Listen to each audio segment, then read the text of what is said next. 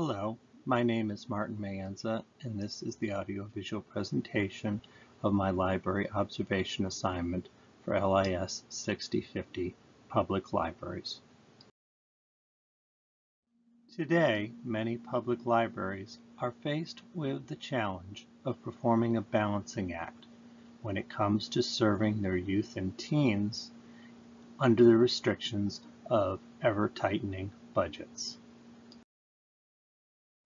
This presentation will highlight some of the details from my report on serving youth despite budget restrictions. Briefly, we will discuss funding challenges facing today's public libraries, the impacts they have on staff and programs, and how libraries are finding solutions in these economic times. On a federal level, the current administration has threatened to cut support dollars to the Institute of Museum and Library Services. On a state level, cuts to funding of libraries and reductions in property taxes are further shrinking available sources of aid. And for public libraries who do not have their own dedicated millage, they are forced to compete with other city functions like police, fire, and parks and recreation for critical budget dollars. Less money available for budgets means changes to how the library will operate. Decreases in hours of operation mean less convenience for patrons to access services like free Wi-Fi, computer usage, and reference and recreational reading materials.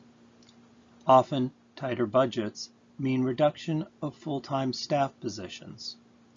While part-time positions might replace those, the turnover in staff is greater, which leads to additional training time and resources for replacements.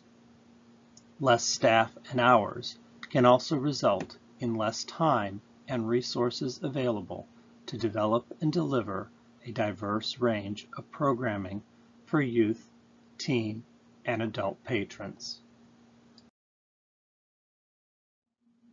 Despite the challenges that result from restricted budgets, public libraries can find a number of creative solutions. First, the availability of digital resources like e-books and e-audiobooks can make collection items available outside of normal hours of operation. Having grown up with technology, youth and teens of today are often very adaptive to these types of formats. Having online reference through databases accessed from the library's websites and online tutoring resources, students are able to get the help they are needing even when the library is not open. A number of storytime programs with varying themes can be created and implemented by a library by reusing established framework models. Supplies that can be reused and repurposed can also help when programming dollars are in limited supply. Seasonal reading challenge programs, again following a pre-established model, can further stimulate and motivate reading in all age groups and especially in children and teens. From my observation of a local public library and talking with its director and staff, I have concluded a number of things. More budget dollars are always welcomed and desired. However, when funding is tight, for whatever reason, finding creative solutions to the challenges and doing so with an optimistic, positive attitude can go a long way to addressing the deficits.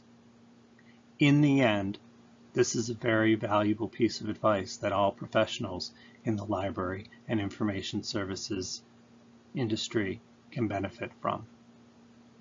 Thank you for taking the time to view my presentation. This last slide is a reference to my paper written for this assignment.